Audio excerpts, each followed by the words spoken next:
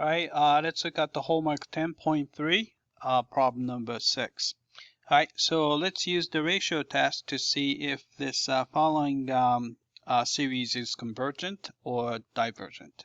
All right, so let's do that. All right, so AN is going to be this guy right here.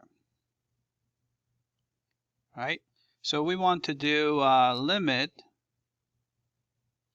as n approaches infinity, absolute value of an plus 1 over an.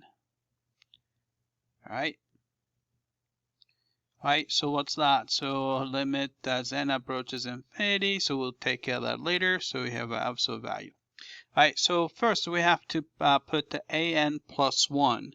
So this is an right here, so we just have to replace all the n's with n plus 1. So you have negative 1 to the n plus 1, 3 to the n plus 1 over n plus 1 factorial, right? And then we want to divide by an. So I'm going to take the reciprocal on the multiply.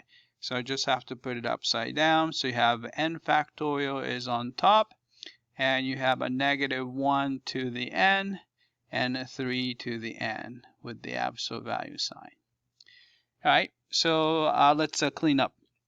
Since there's an absolute value sign, negative 1 to the any power will not affect anything because it only changes sign. So you can actually scratch these guys out because they're not going to make any difference. All right, then here we can do cancellation. So you have 3 to the n. You have a 3 to the n plus 1, so 1 extra 3 on top. So you can cancel that, and I'll just scratch that off. So you have a 3 on top. All right, and remember that n plus 1 factorial is really the same thing as quantity n plus 1 times n factorial. All right, so we can cancel n factorial on top, and that there's n factorial on the bottom. All right, so what we get is going to be, so you have a limit as n approaches infinity. All right, 3 is left on top, and n plus 1 is left on the bottom. Right?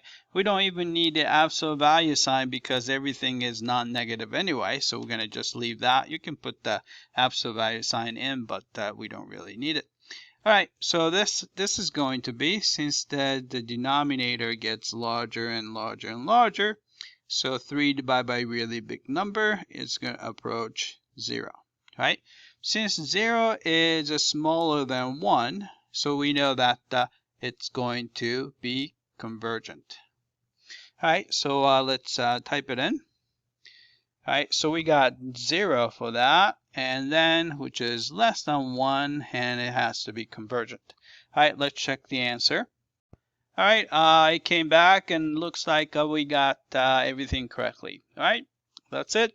I hope that this was clear.